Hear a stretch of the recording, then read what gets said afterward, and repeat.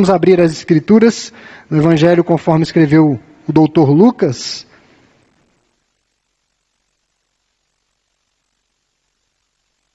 No capítulo 9.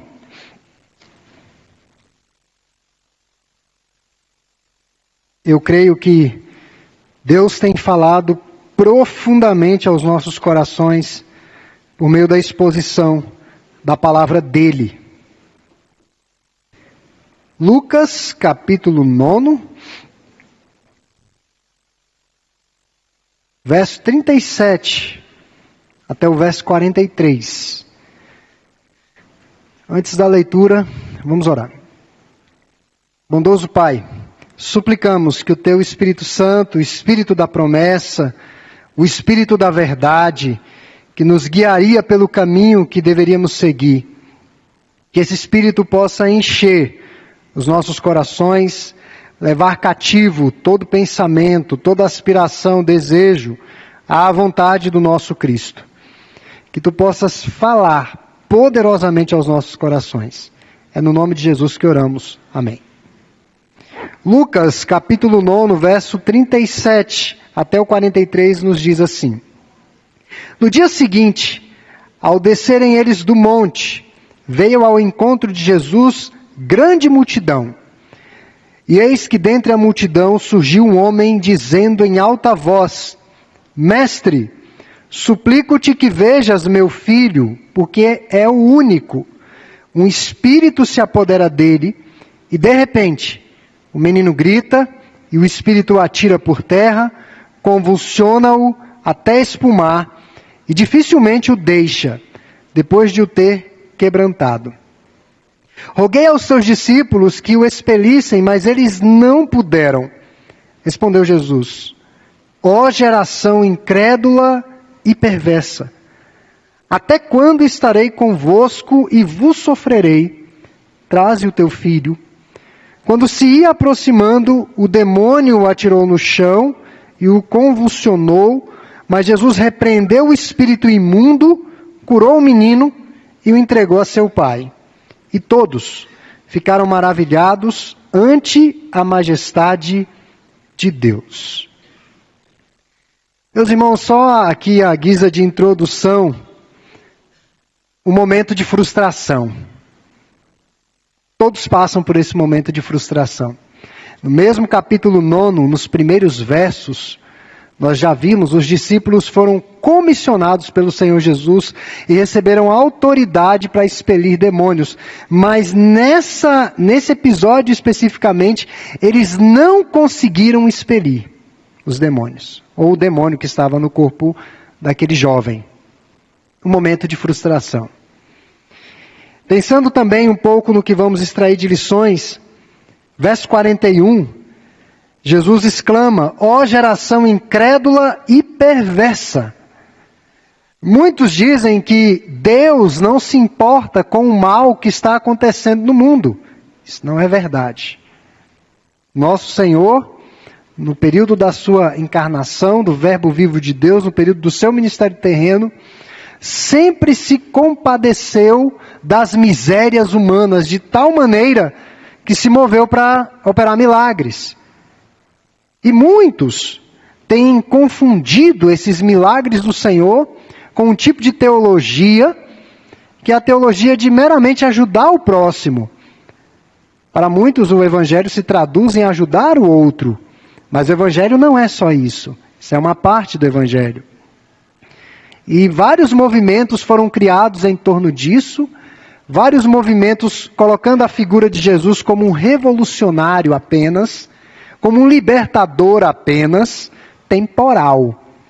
Uma movimentação política até.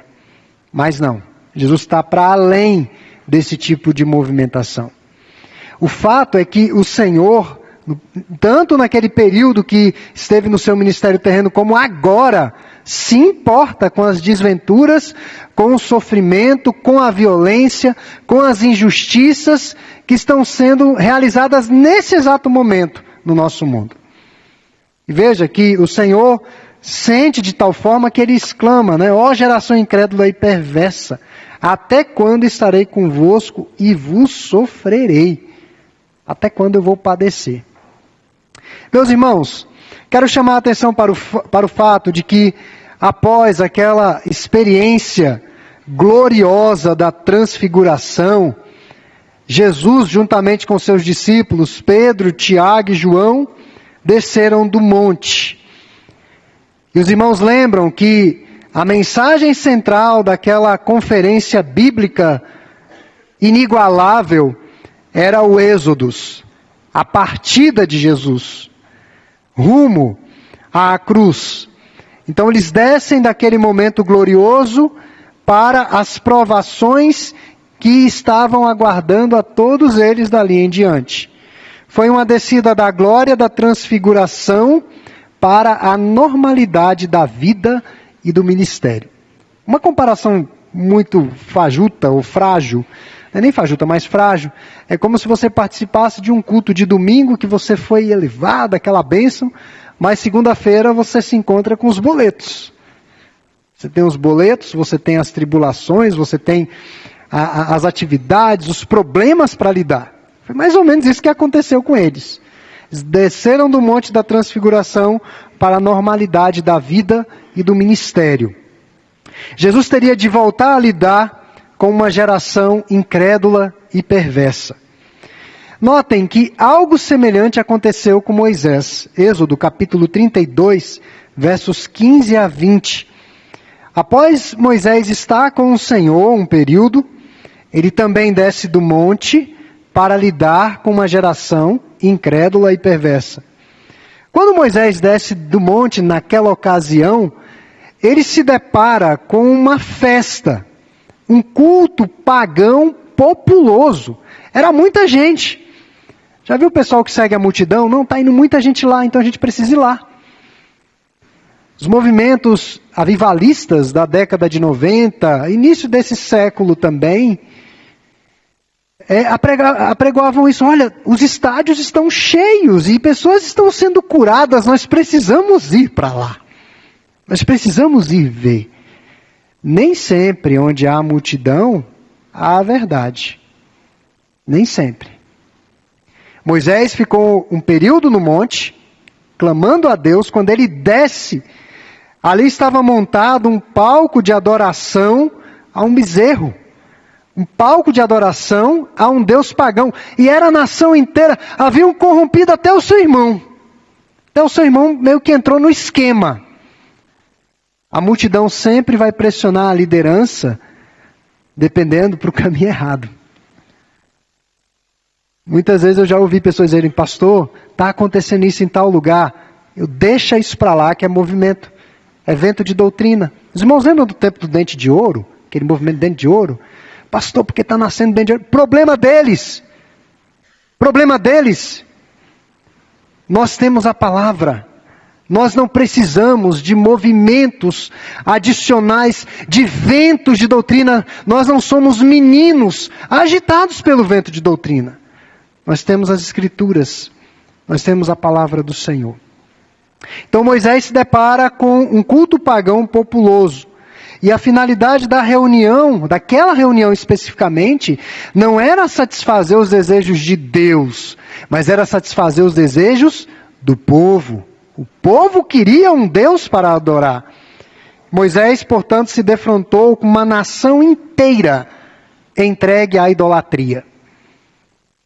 Eu já ouvi testemunhos de pastores que tiveram assim, não sei se oportunidade, eu não sei dizer, irmãos, exatamente o que é, mas de estar em centros de culto pagão, verdadeiras marchas de idolatria, e eles, por uma razão ou outra, entrarem lá no meio e Deus usá-los para expulsar até demônios. Porque por detrás de todos os ídolos existem demônios. O mal.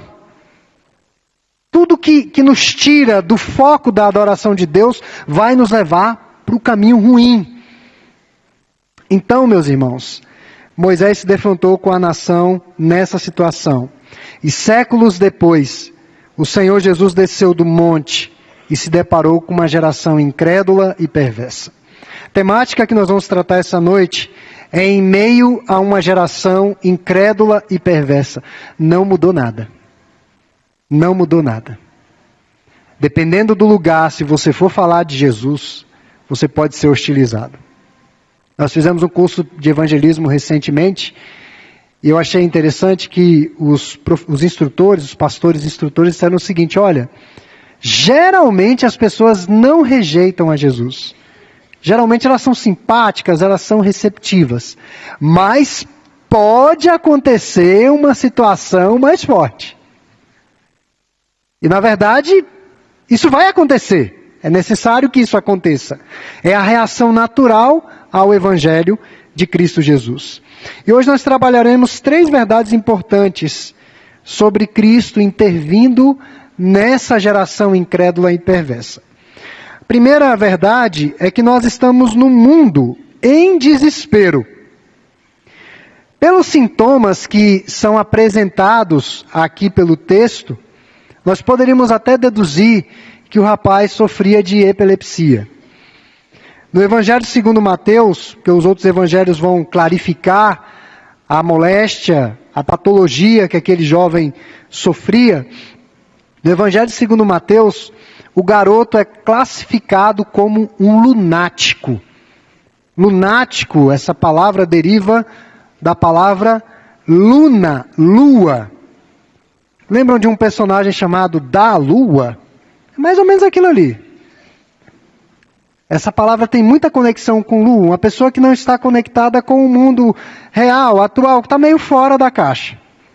Pensa muito fora da caixa. Para nós, esse termo é sinônimo de desequilíbrio mental. Para as pessoas daquele tempo, eram aqueles que se comportavam de modo estranho, de modo excêntrico. O fulano é muito esquisito, é uma pessoa muito estranha. Tem dia que me cumprimenta, tem dia que nem olha na minha cara, tem dia que está muito feliz, tem dia que está muito triste, tem dia que está muito animado, tem dia que parece que deprimiu. Certamente você conhece algumas pessoas assim. Talvez tenha até pessoas assim aqui. Mas não é nesse ponto de temperamento. Esse desequilíbrio era um desequilíbrio mental mesmo. A pessoa que estava fora do eixo da razão. Então, essas pessoas eram consideradas perturbadas. E embora todos os sintomas indicassem uma ou várias doenças, as chamadas comorbidades, logo nós somos informados que o principal problema daquele jovem era uma possessão demoníaca. Uma forte possessão demoníaca. O demônio entrava, espumava pela boca, jogava no chão e deixava ele todo quebrado de se debater. Enquanto deixava ele bem machucado, não abandonava o seu corpo. E possessão maligna existe. Existiu e existe. Nós não temos assim o hábito de ter essa frequência de encontrar pessoas nessa situação. Mas você pode encontrar pessoas assim, possessas, com a vida totalmente destruída por Satanás. Onde os demônios agem, irmãos, há sinal de desespero. Imagine o desespero daquele pai. Qual o pai que não ficaria desesperado em ver o seu filho tomado de um ataque desse, repentino? Vai lá tentar proteger, ajudar, livrá-lo daquele mal. Onde os demônios atacam, a morte mostra suas garras. Onde eles não são confrontados, a invasão do mal desconhece limites. Na verdade, a igreja, ela vai ir contra as portas do inferno. Ela vai meter o pé nas portas do inferno. E as portas do inferno não irão prevalecer contra a igreja. Portanto, nós não temos que ter medo de demônios. Nós não temos que ter receio de certas situações. Eu brinquei até com Davi essa semana. Ele perguntou assim: pastor, o senhor já viu possessão demoníaca? Eu falei: já estive. Já teve situações que me chamaram na casa, eu passei quase a madrugada lá. E o bicho não queria sair, não. Estava lá no coro e falando e acusando, e eu vou matar. É o mesmo enredo. Eu vou matar, não sei o que, aquela voz esquisita. E você lá expulsando aquela situação. Ele falou: é mesmo, pastor? Eu falei: na próxima eu vou te chamar para ir comigo. Ele não ficou muito entusiasmado, não. Mas Pode acontecer, irmãos, com qualquer um de nós. Eu me lembro uma época na igreja presbiteriana, que quando tinha uma possessão dentro da igreja presbiteriana, os presbíteros, não vou dizer os pastores, tá? Os presbíteros diziam assim, vai lá na Assembleia de Deus e chama o pastor da Assembleia de Deus para expulsar. Somos nós que temos que expulsar. As portas do inferno não prevalecerão contra a igreja do Senhor. Mas onde o mal está, esse mal desconhece limites. Jesus havia concedido poder aos seus discípulos para curar enfermidades e expulsar demônios. E antes deste episódio, nós vimos os discípulos entusiasmados e não há relatos de falha dos discípulos no exercício dessa comissão dada pelo Senhor, exceto aqui.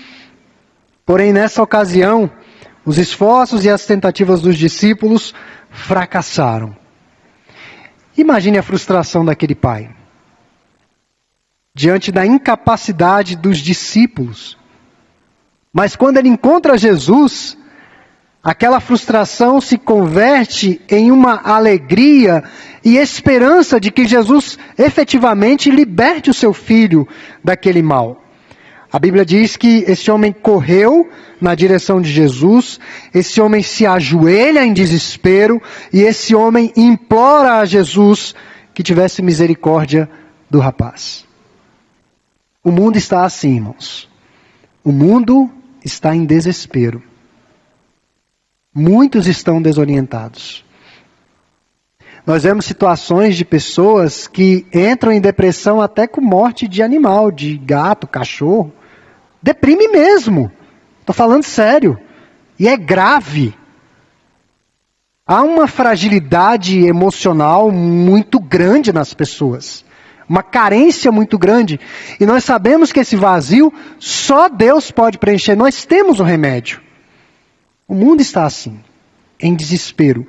O mundo está intolerante com o outro. As pessoas andam muito tensas, muito nervosas, seja no trânsito. Você às vezes está para entrar numa vaga e vem um filho que não é de Deus e entra na sua vaga. E aí você precisa orar a Deus. Senhor, abençoa essa pessoa nessa vaga. Eu vou procurar outra vaga. Porque eu nunca vi uma pessoa que entrou na vaga sair. A não ser que seja uma arma. Você vai com uma arma ou uma coisa assim, mas ele pode ter outra arma também. Então, se entrou na sua frente, sai. Procura outra vaga, deixa solto com flanelinha, sei lá, faz qualquer coisa. Mas não entre em atrito, porque as pessoas estão muito tensas e tem pessoas que parece que saem de casa procurando alguma briga para extravasar o seu ódio, a sua raiva, a sua frustração, o seu desespero. Esse é o mundo que vivemos. Mas além de um mundo em desespero, uma outra verdade que extraímos do texto é a dura incredulidade. Isso daqui salta aos olhos. Jesus clama por pura frustração. Jesus descreveu aquela geração como incrédula e perversa. São dois adjetivos. Ser incrédulo é ser desprovido de confiança na verdade de Deus. É não ser comprometido de alma e coração com os caminhos de Deus. É uma pessoa que não confia no que Deus estabeleceu na sua palavra, nos preceitos de Deus, que coloca em xeque tudo aquilo que Deus tem estabelecido como um padrão para a sua vida. E essa é a sociedade que nós vivemos. Essa é a sociedade que nós vivemos. Daqui para frente, irmãos, é ladeira. Os absurdos que o nosso parlamento vai aprovar nos próximos anos, e que já aprovou, pastores sofrerem processo porque estão falando da Bíblia. Eles estão falando apenas da Bíblia, eles não estão falando nada da cabeça deles. A palavra de Deus. Quando confronta-se pecados e denuncia-se os pecados, pastores são processados. Lá nos Estados Unidos temos um pastor, o reverendo John MacArthur Jr., é um pastor quase centenário, um pastor batista, muito conhecido, um homem de Deus de uma importância extrema, tanto no final do século passado como ainda no nosso século. Reverendo John MacArthur Jr., no início desse século, enfrentou um processo na corte, lá Suprema dos Estados Unidos, porque ele foi aconselhar um jovem que tinha ideações suicidas e o jovem cometeu suicídio. O pastor foi processado, segundo lá os autos, porque induziu o rapaz ao suicídio. Onde que isso é verdade, irmãos? Onde que isso é verdade? E o processo dizia o seguinte: o pastor tem que ser preso, quase 100 anos, tem que pagar, e o pastor não pode mais atender ninguém, não pode mais aconselhar ninguém. E foi uma briga grande, a mídia cobriu, e o reverendo John MacArthur ganhou a causa. Ganhou a causa, ele não tem culpa na morte do rapaz. E ele continua aconselhando, e é uma das referências de aconselhamento bíblico dos nossos dias. É a geração que vivemos, é uma geração incrédula, é uma geração que vira as costas para Deus. A palavra traduzida como perversa significa literalmente distorcida ou torcida. O senso de certo e errado do povo estava distorcido. Eles admitiam o mal e ridicularizavam a virtude. Não é isso que está acontecendo? Vai um jovem da nossa igreja, numa classe de ensino médio, dizer que é virgem e está esperando o casamento para ter relação sexual. Ele vai ser ridicularizado na sala. Vai outro e diz que é homossexual. Ele vai ser aplaudido. É ou não é desse jeito que está acontecendo? Falando um português bem direto, é isso mesmo, irmãos. Essa é a sociedade que nós vivemos hoje. Seus valores estavam de cabeça para baixo, em suma, eles eram perversos. Então nós vivemos tempos em que o mal é celebrado e a justiça é ridicularizada.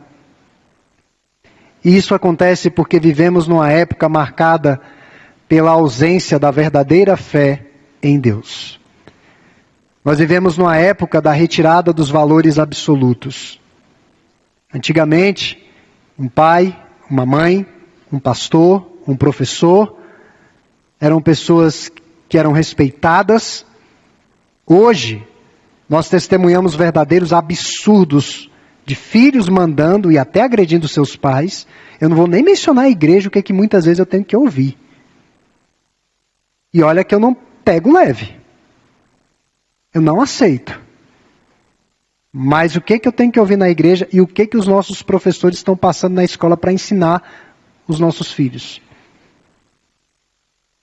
Essa é a geração que nós vivemos. Uma época marcada pela ausência de fé. Àquela altura de seu ministério, Jesus estava farto de tamanha perversidade. E a frustração fez com que lamentasse: por quanto tempo terei de tolerar isso? Por quanto tempo terei de aturar? Mesmo assim, Jesus ordenou que trouxesse o garoto.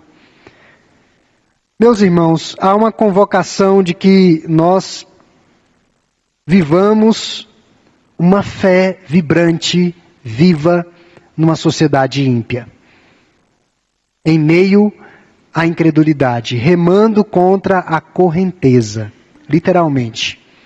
Todos os dias, toda hora, deparamos-nos com pontos de vista que estão em rota de colisão com o conteúdo da nossa fé. A todo momento, pontos de vista que agridem, minam e sabotam as preciosas verdades a que tentamos ser fiéis, por vezes com muitas dificuldades.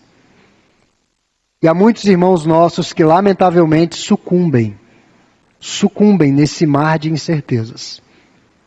Mas além de um mundo em desespero e da dura incredulidade, uma última verdade que esse texto nos chama a atenção, e não está exatamente aqui, mas no complemento dele, lá em Mateus, convido os irmãos a ir lá para Mateus 17, verso 21, é o fecho dessa mesma narrativa, Jesus explicando a razão pela qual os discípulos não conseguiram expelir aqueles demônios.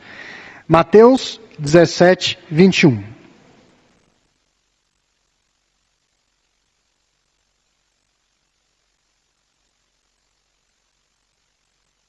É o Evangelho de Mateus, tá, irmãos? 17, 21. Mas esta casta não se expele, senão por meio de oração e jejum. A capacidade de Jesus em expulsar demônios com facilidade fez com que os discípulos se indagassem o que eles haviam feito de errado.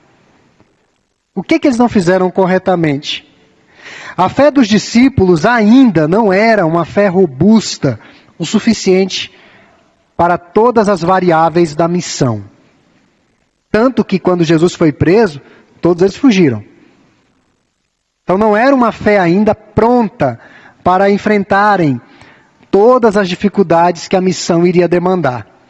Quando Jesus ascende aos céus, aqueles homens foram capazes de morrer pelo Senhor, e Pedro, quando foi ser crucificado, ainda disse o seguinte: eu quero ser crucificado de cabeça para baixo, porque o meu Senhor foi crucificado de cabeça para cima. Eu não sou digno de ser morto da mesma forma que o meu Senhor. Olha a coragem do homem. Um homem que fugiu lá no Getsemane, foi capaz de entregar a vida por causa do Evangelho. Então a fé deles ainda não era robusta. A fé deles ainda estava diluída com o pensamento do mundo. Mateus concluiu a falha dos discípulos na expulsão daquele demônio, falando da necessidade de jejum e oração para lidar com aquela casta demoníaca. Se apresentar diante de Deus em jejum e oração pressupõe urgência. Urgência. E você já parou para avaliar qual é o conteúdo da sua oração? O que está presente na sua oração? Será que na oração diária, nos momentos que você passa com Deus, existe a confissão de pecados? Será que nos momentos que você passa com Deus, você lembra do outro? Você lembra da sua igreja? Você lembra dos nossos adolescentes que estão sendo bombardeados naquela verdadeira Babel da escola, na vizinhança, na internet? Ou será que nós nos lembramos só de nós mesmos? É só os meus problemas. Então, essa oração é urgente. E geralmente as nossas petições são marcadas pela natureza mecânica, desprovida de compaixão. Como presbiterianos, e isso aí eu testemunhei nas igrejas que eu participei, quando um certo irmão ia orar, você já sabia toda a oração dele. Tem irmãos que é assim? Poderoso Pai e tal. Você já sabe tudo que ele vai orar. Parece que é uma oração já decorada, um enredo. E na verdade a nossa oração tem que ser viva, de intimidade com Deus, a busca por Ele, e pensando sempre na causa do Evangelho. A oração que Jesus está falando aqui é de luta. É luta em oração. Aquela batalha não seria ganha no grito, mas seria ganha no terreno ou na vida de oração. Eu penso que a maioria das batalhas que nós estamos enfrentando, elas serão ganhas de joelhos. Não tem outra maneira, irmãos. Na dependência de Deus. É jejum e oração. Na transfiguração, por meio da oração, Jesus foi consolado antecipadamente para enfrentar a cruz. E é uma verdade gloriosa. Quando oramos, Deus nos consola antecipadamente para enfrentarmos as situações difíceis. Geralmente, a vida de oração que nós cultivamos é uma reação ao que nos acontece. Mas a vida de oração deve pressupor tudo o que acontece. Você quer ter forças para enfrentar as dificuldades de amanhã e até mesmo de hoje? Já esteja em oração. E você já conseguiu imaginar situações que podem chegar na sua casa? Uma perda significativa, alguém que você ama, ir embora? Você já imaginou se vier uma doença grave? Se vier uma situação mais difícil? Será mais fácil de enfrentar se nós estivermos já orando desde agora. Desde agora. É nesse sentido que Jesus fala que aquela casta não sairia sem jejum e sem oração. Jesus passaria por momentos amargos, prisão, açoites, ultraje, condenação e ser pregado numa cruz até morrer. E pela oração, o Pai o capacitou a beber o cálice amargo, sem retroceder. Ele fraquejou, mas não retrocedeu. E quem não ora, se desespera na hora da aflição. Quem não ora, na hora da aflição, entra em colapso, entra em desespero. Então, essa noite eu falei, a temática em meio a uma geração incrédula. Como que nós devemos enxergar, como que nós devemos nos portar.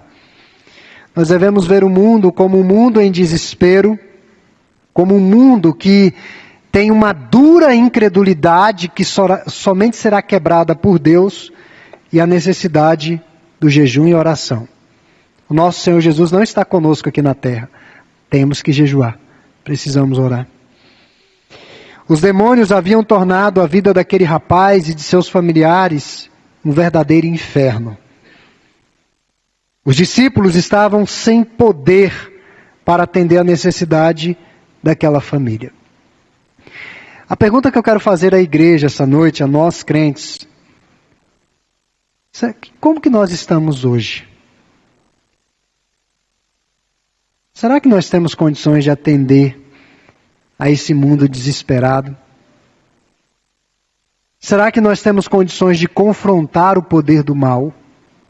Nós estamos numa guerra. Isso é inevitável. Se você é filho da luz, se você está na luz, se você está andando com Cristo, os demônios te odeiam. Eles querem te destruir. Eles não querem o seu bem. Então nós estamos numa guerra, nós não estamos vendo. E nem é bom que vejamos. Deus está nos guardando, nos poupando. Salmo 91 diz que os anjos do Senhor acampam-se ao redor daqueles que o temem e os livra de todo mal. Mas estamos numa guerra. E essa guerra vai ganhando várias formas. Quando o evangelho é afrontado, quando o evangelho é ridicularizado, na minha opinião, não existe capeta mais endemoniado quando ele fala contra esse livro aqui. Contra a verdade desse livro aqui. Pode falar com a voz mansa, suave e tranquila. Mas não há demônio mais encapetado do que quando fala contra a Escritura Sagrada. Eu prefiro enfrentar um demônio rangendo, gritando, jogando o banco para cima, que eu sei que é, do que o dissimulado. E o dissimulado não é percebido. Nós estamos numa guerra, irmãos. Quer você queira ou não. E como que nós estamos nessa guerra? O reino de Deus consiste em conhecimento, mas também em poder. Saber muito e fazer pouco é inconsistência de fé. Nós somos sempre chamados a fazer mais para o nosso Deus. Se você não tem condições de fazer na igreja, no dia a dia da igreja, você tem condições de fazer na sua família, você tem condições de fazer no seu trabalho e na sua vizinhança. Você é filho da luz lá também. Nós temos condições de fazer. Então, conhecimento sem ação produz paralisia espiritual. Estamos, de fato, na mira do inferno. Estamos em combate, em batalha espiritual incessante. Incessante. Há momentos no meu ministério que eu falo mesmo, Satanás, que Deus te repreenda.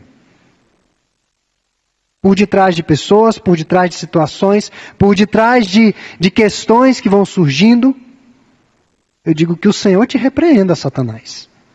Que o Senhor te repreenda. Você vai se levantar por um caminho, mas você vai fugir por 7. Porque maior é o que está em mim do que aquele que está no mundo. Então nós precisamos de discernimento. Precisamos de graça de Deus. Cristo é o libertador dos cativos e o flagelo dos demônios. Você não vai ver Jesus com medo de demônio. É o inverso. Você não vê Jesus com medo deles.